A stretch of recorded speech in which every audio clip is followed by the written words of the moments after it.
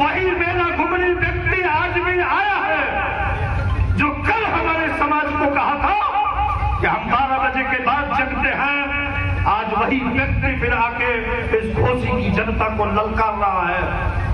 आदरणीय दारा सिंह चौहान के चुनाव में हम सब ने स्वीकार किया था और स्वीकार करके इतनी बड़ी ताकत से हम लोगों ने उसको हराने का काम किया था। उत्तर प्रदेश की हुकूमत और दिल्ली की हुकूमत दोनों बैठकर मंथन करने पे मजबूर हो गई थी। ये दिल्ली कौन, ये घोसी कौन, ये दिल्ली की सरकार को भी हिलाने का काम कर दिया है, ये घोसी की सरजमीन, ये दिल्ली के लोगों ने भी मंथन करने की चर्चा शुरू हो गई थी। साथियों, आज वही घोसी के लोग, फिर हम लोग वही ललकारने वाला व्यक्ति जिसको हमारे शब्दों में मेरा घूमनी कहा जाता है, उसने घूमा पहले बनारस के रुद्रपुर, उसने घूमा फिर शिवपुर, उसने घूमा जाके बांसडी के बाद आया था मऊ के बाद जहूराबाद, न जाने कितनी जगह घूमते घूमते फिर आज आपके बीच में आया है। और यह बात को लेकर नहीं आया कि आप हमको MLA MP बना दो, हम इस इलाके में विकास का जिंदा बढ़ावा देंगे। वह यह बात कह रहा है कि आप समाजवादियों को लूट लो, समाजवादी जनता को लूटो, इस इलाके के मतदान को लूटो, इस इलाके के मत को लूटो। अब परसों उसने कहा अगर जाती हुई समाजवादी पार्टी की गाड़ी है उसके धन को लूट लो। इस तरह के वातावरण का इस घोसी में पैदा कर रहा है। मैं जनपद के प्रशासन से आग्रह करना चाहता हूँ, इस तरह की भाषा बोलने के ऊपर आपको चुनाव आयोग को भी संज्ञान लेना चाहिए और जनपद के प्रशासन को भी संज्ञान लेना चाहिए। आप समाजवादियों को ललकारो मत, हम हिंसा को बर्दाश्त नहीं करते, हम हिंसा को बर्दाश्त नहीं करते, हम मानवशासन लोग हैं, हम किसी तरह की कोई बात नहीं कहेंगे, मगर इस तरह के शब्दों को कहने वाले को 1 तारीख को हम अपने वोट की ताकत से इतना जवाब दे देंगे कि फिर यह लगातार मंथन करेंगे, चिंतन करेंगे हार का कारण क्या था।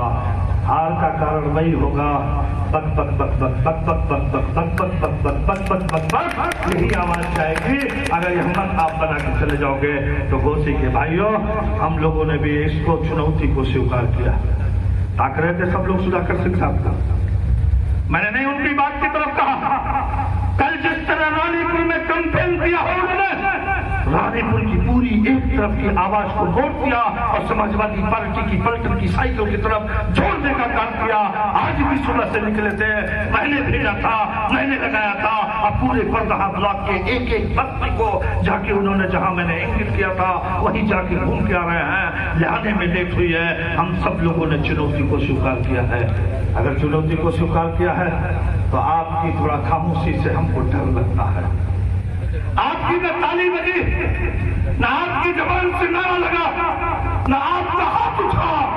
आखिर में यह बात संदेश कैसे देना चाहते हो कि हम लोग भी जिंदा हैं, हम जनेश्वर जी की संतान हैं, आदरणीय मुलायम सिंह यादव जी की संतान है, अखिलेश यादव की पलटन के सिपाही है, राहुल गांधी की पलटन के सिपाही है, सोनिया गांधी की पलटन के सिपाही है, श्री प्रियंका गांधी की पलटन के सिपाही है। हम वो सिपाही है, हर चैलेंज को स्वीकार करते हैं, हर तरह की परिस्थिति को स्वीकार करते हैं। हम कभी झुकने वाले नहीं, हमें कभी डटने वाले लोग हैं, हम कभी पीछे मुड़ के ताकने वाले लोग नहीं है। तब तो लगेगा कि आप कभी जिंदा दिल का सबूत देने वाले हो। साथियों, राजू राय के चुनाव जीतने का सवाल नहीं।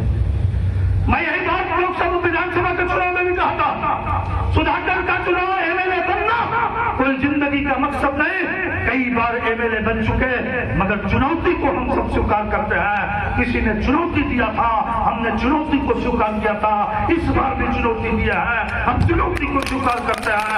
इतनी बड़ी ताकत से आप जिता देना, इतने बड़े मतों से जिता देना, इतना बड़ा वोट डाल देना, इससे बड़ी धूप पड़ेगी, इससे बड़ा तूफान आएगा, प्रशासन की लाठी पड़ेगी, प्रशासन का उत्पीड़न बढ़ेगा, धूप का तूफान आएगा।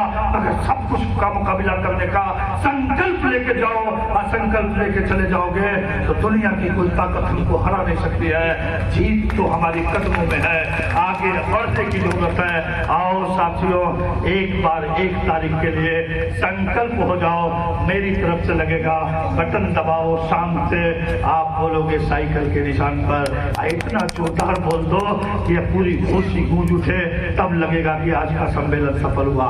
बटन दबाओ शाम से, साइकिल के निशान पे। तहसील तक नहीं गई आवाज ईश्वर कसम।